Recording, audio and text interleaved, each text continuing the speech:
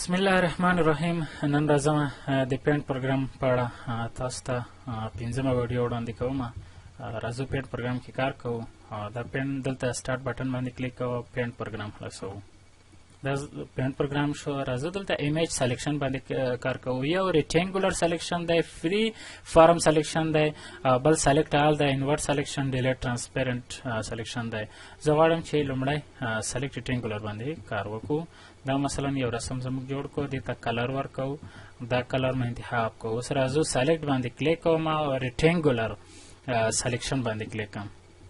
دا زموږ انتخاب کړه. د کیبورډ څخه ډیلیټ بټن وهه او له منځه ځي، او یا کنټرول زیډ سره بیرته راځي، او یا د سلیکټ ریکټنګولر په واسطه دا ټوله دا نیمه برخه هم له منځه وړه شي. په دې ترتیب یا کنټرول زیډ کوي او یا سلیکټ ریکټنګولر دا برخه هم له منځه وړه شي، او په دې ترتیب دا سلیکټ ریکټنګولر و. دویم فری فارم سلیکشن دی. دلته چې کلیک ونیسئ او د خپل خوښې په اندازه کاته کولی شئ. اوس راځئ ډیلیټ ووایئ، په همدې ترتیب ډیلیټ کیږي. یا غواړئ چې مثلا په همدې ترتیب یې ډیلیټ کړئ، کیبورډ څخه ډیلیټ ووایئ، په همدې ترتیب هم ډیلیټ کیږي. کنټرول زیډ شو. دریم چې دی په دې کې سلیکټ آل دی. سلیکټ آل په دې ټوله برخه تاسو کومه ګورئ او دغه انتخابیږي. دریم په دې کې دی انورټ سلیکشن دی. اوس انورټ سلیکشن لپاره د ریکټنګولر سلیکشن یا دواړه د فری فارم سلیکشن هم ضرور دی. دا به انتخاب کوئ، دلته به راشئ انورټ سلیکشن باندې به کلیک وکړئ، کیبورډ څخه ډیلیټ ووایئ او شا د کومه وروسته برخه به له منځه لاړه شي.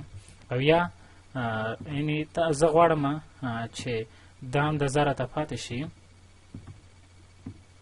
دا هم د زه راته پاتې شي، او د شاوخوا برخه چې کومه ده د له منځه لاړه شي. دلته به راشئ سلیکټ انورټ سلیکشن باندې، کې کمپیوټر څخه کیبورډ څخه ډیلیټ بټن ووهئ او شاوخوا برخه به له منځه لاړه شي.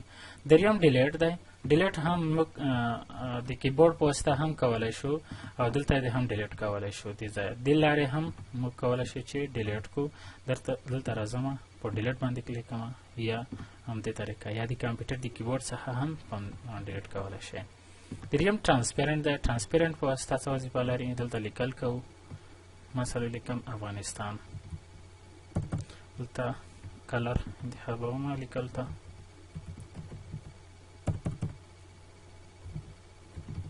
افغانستان ولیکئ. د وروسته بګراوند کوم شین کلر دی. اوس راځو دلته هوم ته، هوم کې سلیکټ ته ترانسپیرنٹ سلیکشن باندې کلیک وو، او شاوخوا شاته کومه برخه چې ګورئ به سپینه راځي.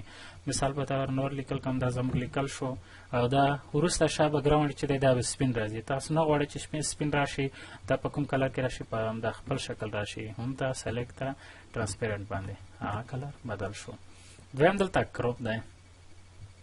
کروپ لپاره سلیکشن ضرور دی، یعنی کومه برخه تاسو غواړئ کته کوئ له منځه یوسئ، او د راځم کروپ باندې کلیک کوم، هغه برخه موږ ته پاتې کیږي.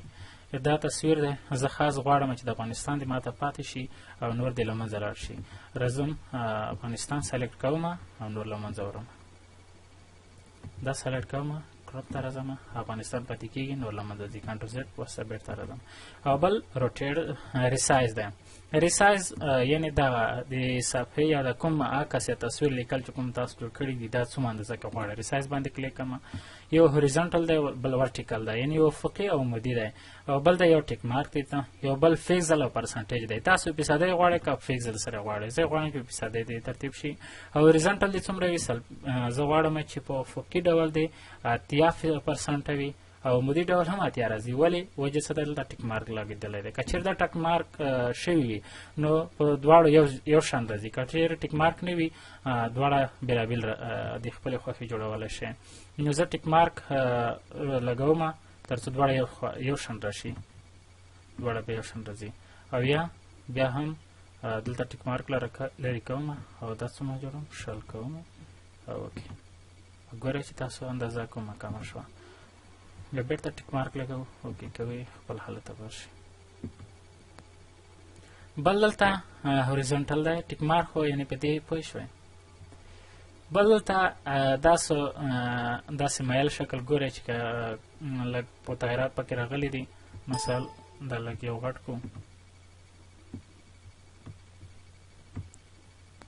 بل تاسو ګورئ دلته ټیک مارک مثلا څومره دي شي 15 تاسو ګورئ دلته تغیرات راځي او یا غواړئ چې دلته لاس شي په ورټیکل عمودي ډول دی 10% تغیرات پکې راشي او یا غواړئ چې په افقي ډول دی 60% تغیرات پکې راشي کوم ډول ته هر ډول تاسو کولی شئ په تغیرات پکې راول بل روټیټ دی د روټیټ په واسطه تاویږي تاسو ګورئ دا خواې ته ووایئ دا خواې ته ووایئ د نور شیانو په راتلونکي ویډیو کې خبرې وکړو ځکه ویډیو اوږدېږي